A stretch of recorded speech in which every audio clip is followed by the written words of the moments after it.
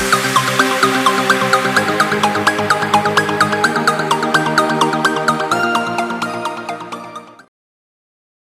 nak buat satu-satu produk, okay, first kali kita kena buat kajian. Okay, kita kena buat kajian ni. Kajian dekat siapa? Pelanggan lah. Okay, orang. Lepas kita dah dapat maklumat, okay, kita tengok, kita kaji. Oh, rupanya orang banyak nak macam ni no. Nampak tak? Kita dapat maklumat tu barulah kita fikirkan. Jadi daripada situ kita fikir, oh masalah ni. Okay, so kita selesaikan dengan cara penyelesaian masalah inventif. Okay, bila dah dapat macam mana nak selesaikan, barulah kita buat projek brief. Okay, yang ni menjana idea. Dekat sinilah baru timbul kamu punya idea-idea lah. Ataupun mungkin kadang-kadang yang ni datang dulu, betul tak? Idea tu akan mai dulu sebelum buat proses kerja. Biasalah. Kadang-kadang duk tengah makan KFC pun, ting! KFC. Tiba-tiba kan. Ataupun tiba-tiba duk sambil-sambil tengok kartun ke, tengok TV drama ke. Terfikir idea. Kamu tahu tak, idea ni dia tak selalu datang. Dapat je idea, kena cepat-cepat salin tau. Simpan. Dia tak akan selalu datang kat kita. Itu kata idea ni berharga, mahal. Okay, so penjanaan idea. Okay, now yang ni yang cikgu, nama cikgu dah hilang dah ni. Okay, yang ni ramai yang dah buat. Kelas cikgu sana memang ramai yang dah buat lakaran idea. Tu sebab, okay, ni sembang sikit lah kita iklan sikit, channel sikit. Kalau kamu tengok banyak sangat handphone sekarang ni kan, ataupun kereta lah, okay, handphone tak mahu. Okay, kamu tengok kereta yang ada di jalan raya sekarang, macam-macam design, pattern, kecil, besar, warna tu, apa tu, pintu macam ni, lampu macam ni.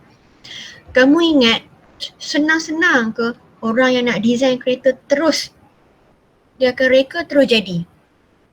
Sebenarnya designer yang nak buat kereta tu mungkin berbulan, bertahun hanya daripada lakaran tu.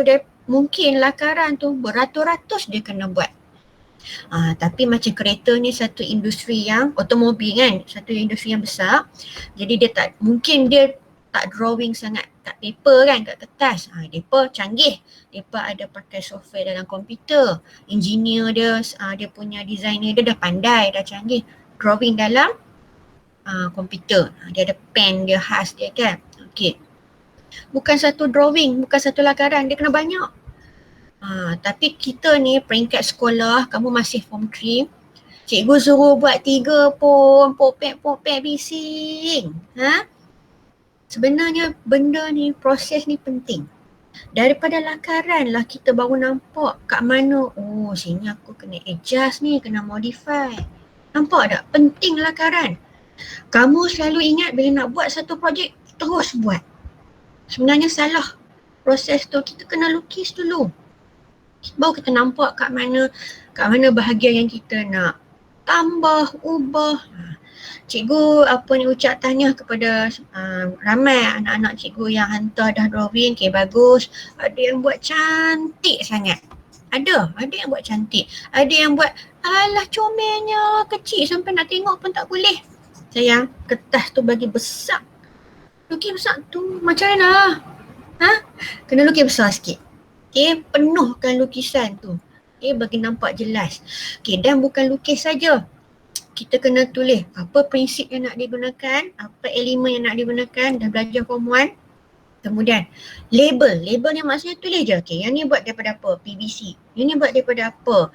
Plastik. Ini buat dari, ini apa benda? LED. Oh, ni apa dia?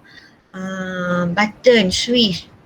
Cerita, detail. Bagi cikgu ni, kamu kena anggap cikgu ni ialah pelanggan kamu. Kamu tu ialah pereka, designer yang nak cipta satu-satu produk. Okay, so lakaran, cikgu minta kamu buat dan hantar, bagi cikgu komen. Okay, so tak apa, so lakaran. Okay, nampak proses terusnya lepas lakaran barulah penghasilan model. kita bukanlah buat yang sebenar-benar real yang maksud cikgu yang objek sebenar ni, saiz yang sebenar. Kita buat model. Okay, model ni maksudnya kita buat macam yang kecil lah. Nak kata macam mock-up jugalah ya. Tapi mock-up dia lebih simple. Tapi kita tengok bergantung juga. Kalau ada pelajar yang buat projek yang memang kita boleh cipta ikut saiz sebenar, tak ada masalah. Lagi nampak bagus kan? Okay. Tapi kalau kamu nak cipta projek yang besar-besar, okay, mungkin kita tak cukup duit, tak cukup peralatan pun semua, mungkin boleh buat yang saiz kecil sikit. Macam tu lah. Dia yang penting idea. Orang boleh nampak, oh budak ni bagus ni, ada idea ni. Tak apa. Kita boleh gunakan idea dia untuk buat bagi jadi reality. Macam tu lah. Okay. So bila dah habis siap model, bukan boleh terus jual. Ya, kita kena test. Dalam bahasa Melayu panggil apa? Pengujian. Kita kena test.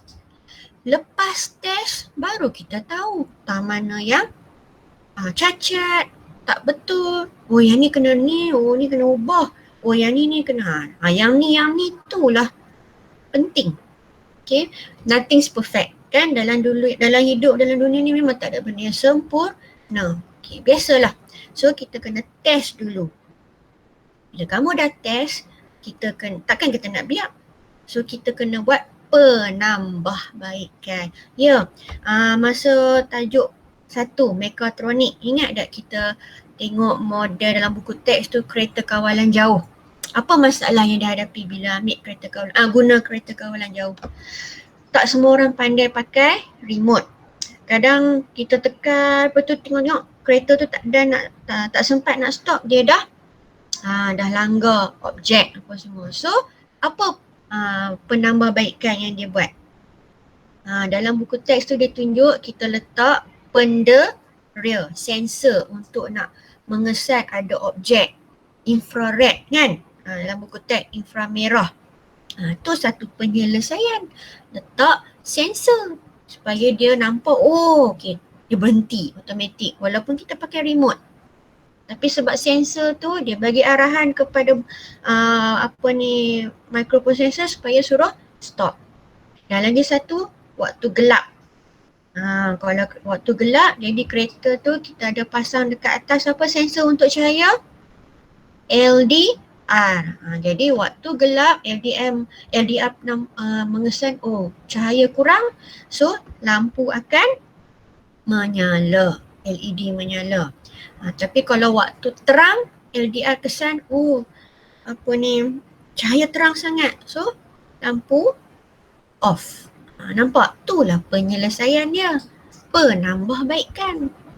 Ada lagi satu tambah buzzer kan, untuk penderia tu kan, infrared. Bila nak dekat, nak langgar dia bunyi tit tit ataupun beep beep. Buzzer. Nampak tak? Jadi untuk produk kamu ni, kalau kamu tengok satu-satu produk, kamu kena fikirkan, okay, ni dah ada, macam mana kita nak buat bagi dia lebih baik, better. Senang sekali. Handphone, cakap paling mudah, benda yang produk paling kamu suka, handphone. Kamu tengok handphone sekarang semakin canggih. Kenapa dia semakin canggih? Sebab pengguna semakin mengada-ngada. Macam-macam dia nak. Zaman cikgu muda dulu, handphone ni hanya untuk call dan mesej tu pun bukan mesej WhatsApp, Telegram apa semua dah. Semua SMS je, mana ada gambar ke video. Tapi disebabkan pengguna nak lagi. Tu sebab kamu tengok Huawei lawan dengan Samsung, lawan dengan Apple, syarikat semua berlawan untuk nak menghasilkan produk telefon yang lebih canggih. Percayalah, lepas ni handphone ni cikgu tak tahulah, dia tak besar ni. Ni dah semakin nipis, semakin ringan, kan? Semakin mahal. Lepas ni handphone cikgu rasa macam kat Jepun sekarang, duduk kat jam saja. Titik. Kita tengok tu macam kartun yang kamu tengok kartunnya, tapi benda tu real. Sekarang dah ada. Okay? Nampak tak? Dia dah semakin canggih. Sebab apa? Pengguna. Dia menyelesaikan satu masalah. Maksudnya dia upgrade. Improve. Diperbaiki bagi jadi lebih canggih. Okay, so bila kita dah test, kita dah buat penambahbaikan, tu kira dah habis. Kita simpan semua. Yang tu kita panggil dokumentasi. Ayat paling simple budak-budak, folio. Dan folio ni sebenarnya sangat penting. Kita simpan tu apa semua kerja buat kita. Walaupun buruk ke, tak elok ke, tak cantik, tapi itulah bukti kerja kita, folio kita. Dan untuk form 3, PT3 ni, cikgu nak bagi tahu kamu, markah kerja khusus sebenarnya paling banyak pada folio kamu, dokumentasi.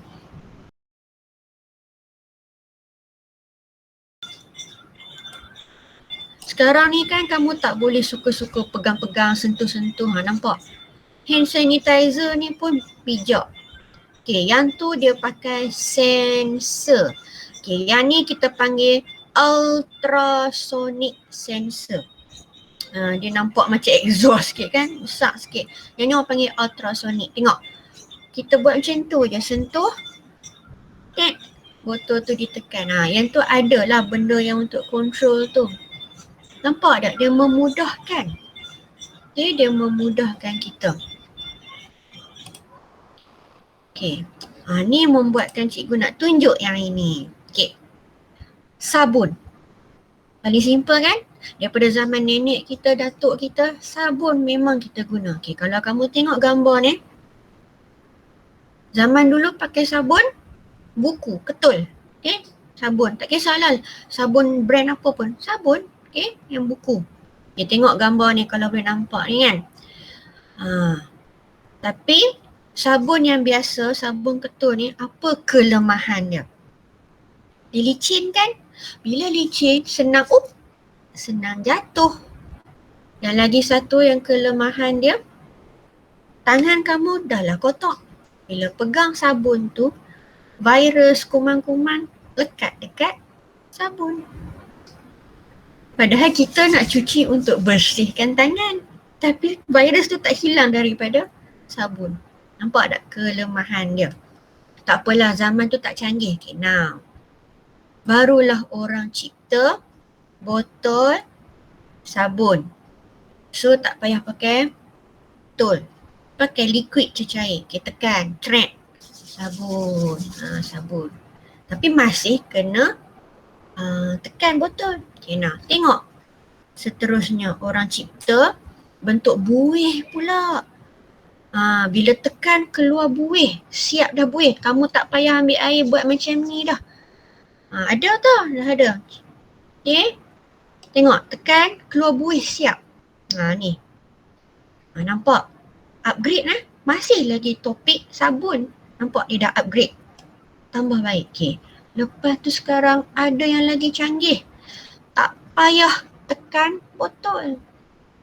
Kamu letak tangan je. Sabun tu turun. Sama ada bentuk cecair ke ataupun foam. Sabun tu turun sendiri. Yang ni pakai sensor. Nampak tak? Betapa perubahan tu. Daripada sabun, pakai cecair, lepas tu pakai dia buih, dan last sekali sensor. Tu, nampak tak? Simple kan? Sebenarnya simple. Tu kata idea, inovasi, dia berubah. Masih tajuk sabun tapi dia berubah.